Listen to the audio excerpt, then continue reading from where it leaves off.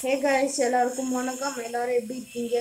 இன்னைக்கு நம்ம இந்த வீடியோவில் எதை பற்றி பார்க்க போகிறோன்னா, கொரோனா வைரஸோட வேரியன்ட்ஸான டெல்டா, ஆல்ஃபா, பீட்டாவை பற்றி தான் நம்ம இந்த வீடியோவில் பார்க்க போகிறோம். அது எப்படி ஒர்க் ஆகுது, அது எப்படி ஒரு செல்லை இன்வைட் பண்ணுது, அண்ட் அதுக்கிட்டேருந்து நம்மளை எப்படி பாதுகாத்துக்கலாம் அப்படிங்கிற பல ஃபேக்ட்ஸ் பற்றி நம்ம இன்னைக்கு பேசுவோம். அண்ட் கண்டென்ட்டுக்குள்ளே போகிறதுக்கு முன்னாடி நீங்கள் இன்னும் இந்த சேனலை சப்ஸ்கிரைப் பண்ணலன்னா சப்ஸ்கிரைப் பண்ணிவிடுங்க. அண்ட் பெல் நோட்டிஃபிகேஷனை கிளிக் பண்ணிவிடுங்க. ஸோ தட் என்னோட வீடியோவோட நோட்டிஃபிகேஷன் உங்களுக்கு அப்டேட்டடாக வந்து சேரும்.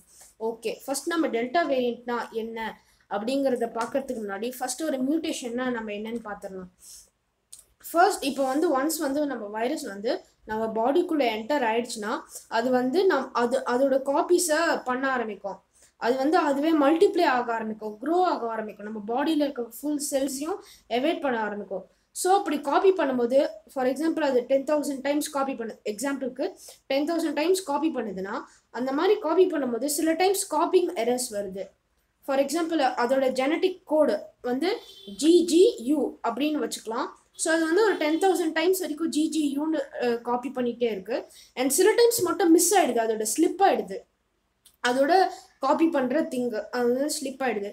ஃபார் எக்ஸாம்பிளுக்கு GG8 அப்படின்னு ஸ்லிப் ஆகி மாறிடுது. ஸோ இதுதான் ஒரு மியூட்டேஷன் சொல்லுவாங்க. ஸோ அது மாறி போயிடுது அந்த வைரஸ் மொத்தமாக. வேணா அதோட கொஞ்சம் மியூட்டேட் ஆகிடுது. அதோட அடுத்த லெவலாகவும் இருக்கலாம், இல்லை அதை விட ஒரு மொக்கையான லெவலாகவும் இருக்கலாம். ஸ்ட்ராங்காகவும் ஆகலாம், வீக்காகவும் ஆகலாம். ஸோ அதுதான் ஒரு வைரஸோட மியூட்டேஷன். இப்போ மியூட்டேஷன் என்னன்னு பார்த்தாச்சு. ஃபர்ஸ்ட் டெல்டா வேரியண்ட் வைரஸ், அதாவது கொரோனாலேயே டெல்டா வேரியண்ட் வைரஸை பற்றி நம்ம இப்போ பார்க்க ஆரம்பிக்கலாம். டெல்டா வேரியண்ட் வைரஸ்னா என்ன? அது ஒரு கோவிட்லேயே ஒரு வேரியண்ட்டு. அது ஈஸிலி டிரான்ஸ்மிசபிள். அது ஃபஸ்ட்டு எங்கே கண்டுபிடிச்சாங்கன்னா, அண்ட் இந்தியாவில் இந்த வைரஸ் எப்போ கண்டுபிடிச்சாங்கன்னா மகாராஷ்டிரா அக்டோபர் 2020 தான் இந்த வைரஸ் இந்தியாவில் தான் கண்டுபிடிச்சிருக்காங்க. ஸோ இந்தியாவில் தான் மியூட்டேட் ஆகிருக்கு. ஸோ இவ்வளோ டேஞ்சரஸாக இருக்கிற இந்த வைரஸ் கிட்டேருந்து நம்மளே பாதுகாத்துக்கலாம் அப்படின்னு சொல்கிறேன். ஃபர்ஸ்ட் நம்ம வேக்சினேஷன் எடுத்துக்கணும். அண்ட் இப்போ வர சிங்கிள் டோஸ் வேக்சினேஷன்ஸ்லாம் இருக்குது. ஸோ அதெல்லாம் தவிர்த்துட்டு முடிஞ்ச அளவுக்கு நம்ம டபுள் டோஸ் வேக்சின்ஸே எடுத்துக்கணும். ஏன்னா இப்போ சிங்கிள் டோஸ் வேக்சின்ஸ் அவ்வளோ எஃபெக்டிவாக இல்லை அப்படிங்கிறது ரிசர்ச்சில் கண்டுபிடிச்சிருக்காங்க. ரீசன்ட் ஸ்டடீஸில் என்ன சொல்கிறாங்கன்னா, இப்போ நான் ஒரு டபுள் டோஸ் வேக்சின் எடுத்துக்கிட்டேன். டபுள் டோஸ் கடைசி டோஸ் போட்டு ஒரு 2 வீக்ஸ் கழிச்சு அதோட ஃபைசரோட வேக்சின் ஃபைசரோட செகண்ட் டோஸ் போட்டுக்கிட்டேன்னா, ஃபைசரோட வேக்சின் 79% அதிகமான ப்ரொடெக்ஷன் தருது against delta virus. So second dose vaccine அதிகமாக எஃபிஷியண்ட்டாக இருக்குது.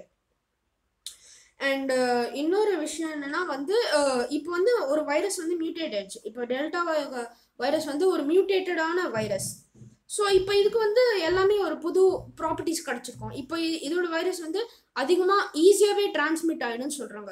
ஸோ அது மாதிரி இதோட சிம்டம்ஸும் புது சிம்டம்ஸாக தானே இருக்கணும். அந்த சிம்டம்ஸ் என்னன்னு நீங்கள் கேட்பீங்க. ஸோ இதோட புது சிம்டம்ஸ் என்னன்னா, ஒரு இன்ஃபெக்டட் பர்சனோட செஸ்ட் பகுதிகளை பிளட் க்ளாட்டை நம்மளால பார்க்க முடியும். ஸோ அதுதான் சிம்டம்ஸ். அது தவிர்த்து ரன்னி நோஸ், சோர் த்ரோட் இதெல்லாம் காமனாக இருக்கிற சிம்டம்ஸ். ஓகே, இப்போ சிம்டம்ஸை பற்றி பார்த்தாச்சு. அண்ட் இதோடு தான் டெல்டா வகை வைரஸ் பற்றின விஷயங்கள்லாம் முடியுது. அண்ட் அடுத்து நம்ம ஆல்ஃபா வகை வைரஸ் பற்றி நம்ம பார்ப்போம். அண்ட் இவ்வளோ நேரம் இப்போ நம்ம டெல்டா வகை வைரஸ் பற்றி பேசிகிட்டு இருந்தோம். இப்போ நம்ம ஆல்ஃபா வேரியண்ட் வைரஸ் பற்றி பார்க்கலாம். இப்போ ஆல்ஃபா வேரியண்ட் வைரஸ் டிசம்பரில் தான் கண்டுபிடிச்சாங்க யூகேல. அண்ட் ஏப்ரல்குள்ளேயே அதை டாமினன்ட் வேரியண்ட்டை டிக்ளேர் பண்ணியிருக்காங்க யுனைடெட் ஸ்டேட்ஸில். அண்ட் ஆல்ஃபா வேரியண்ட் கிட்டத்தட்ட 23 மியூட்டேஷன்ஸ் அதுக்கிட்ட இருக்குது. அதாவது அதோட எபிலிட்டிஸ் அண்ட் வீக்னஸஸ் எல்லாமே தான் மியூட்டேஷன்ஸ்ன்னு சொல்லுவாங்க.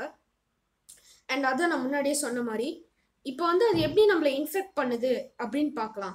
ஒன்ஸ் அது நம்மளோட பாடியில் என்டர் ஆயிடுச்சுன்னா அது நம்மளோட ஃபர்ஸ்ட் லைன் இம்யூன் சிஸ்டமை டிசேபிள் பண்ணிடுதுன்னு சொல்கிறாங்க.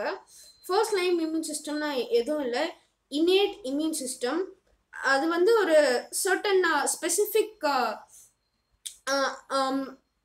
ஸ்பெசிஃபிக் அடாப்டிவ் இம்யூன் ரெஸ்பான்சஸ்ன்னு வச்சுக்கோங்க. ஸோ அது சர்டன் இம்யூன் ரெஸ்பான்சஸ் அது மொத்தமாகவே டிசேபிள் பண்ணிவிட்டு, அது எதனால அது டிசேபிள் பண்ணுதுன்னா அதுக்கு கொஞ்சம் டைம் வேணும் மல்டிப்ளை ஆகிறதுக்கு. அது நம்ம பாடியில் இருக்கிறது க்ரோ ஆகிறதுக்கு டைம் வேணும். ஸோ அதனால தான் அது அந்த ஸ்பெசிஃபிக் அடாப்டிவ் இம்யூன் ரெஸ்பான்சஸை மொத்தமாகவே டிசேபிள் பண்ணிடுது. ஸோ அது வந்து நம்ம பாடியிலேயே மல்டிப்ளை ஆகும்ட்டு. இப்போ வந்து இதை பற்றி ரிசர்ச்சர்ஸ் என்ன சொல்கிறாங்க அப்படிங்கிறத பார்க்கலாம். ரிசர்ச்சர்ஸ் வந்து ரெண்டு விஷயம் ரிசர்ச்சர்ஸ் வந்து பர்டிகுலராக இந்த 22 மியூட்டேஷன்ஸில் பர்டிகுலராக ஒரு 9 மியூட்டேஷன்ஸில் மட்டும் ஃபோக்கஸ் பண்ணியிருக்காங்க. அந்த 9 மியூட்டேஷன்ஸ் தான் அதுக்கு வந்து ஸ்பைக் ப்ரோட்டீன், அது மாதிரி நீட்டாக இருக்கும்ல அந்த வைரஸ்லேயே ஸ்பைக் ப்ரோட்டீன்ங்கிறது கொடுத்துருக்கு. அண்ட் இன்னொரு மியூட்டேஷன் வந்து அந்த வைரஸை நம்மளை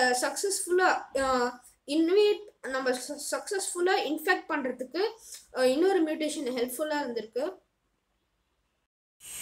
இவ்வளோ நேரம் வந்து நம்ம ஆல்ஃபா வேரியண்ட் வைரஸஸ் பற்றி பார்த்தோம். இப்போ வந்து நம்ம பீட்டா வேரியண்ட் வைரஸ் பற்றி பார்ப்போம். Beta variant virus corona virus வந்து ஃபர்ஸ்ட் சவுத் ஆஃப்ரிக்காவில் தான் கண்டுபிடிச்சிருக்காங்க. சவுத் ஆஃப்ரிக்காவில் கானாங்கிற ஒரு ஸ்டேட்டில் தான் கண்டுபிடிச்சிருக்காங்க. அதோட ஃபர்ஸ்ட் கேஸ் எப்போ ரிப்போர்ட் பண்ணாங்கன்னா January 23, 2021 தான் அதோட ஃபர்ஸ்ட் கேஸ் ரிப்போர்ட் பண்ணியிருக்காங்க. அண்ட் இப்போ வந்து டக்குன்னு இந்த வீடியோவை முடிச்சுக்கிறேன். இப்போ வந்து ஃபேக்ட்ஸ் பற்றி பார்க்கலாம். அதாவது பீட்டா வைரஸோட ஃபேக்ட்ஸ் பற்றி பார்க்கலாம். பீட்டா வைரஸை வந்து அதுக்கு இன்னொரு பேர் இருக்குது.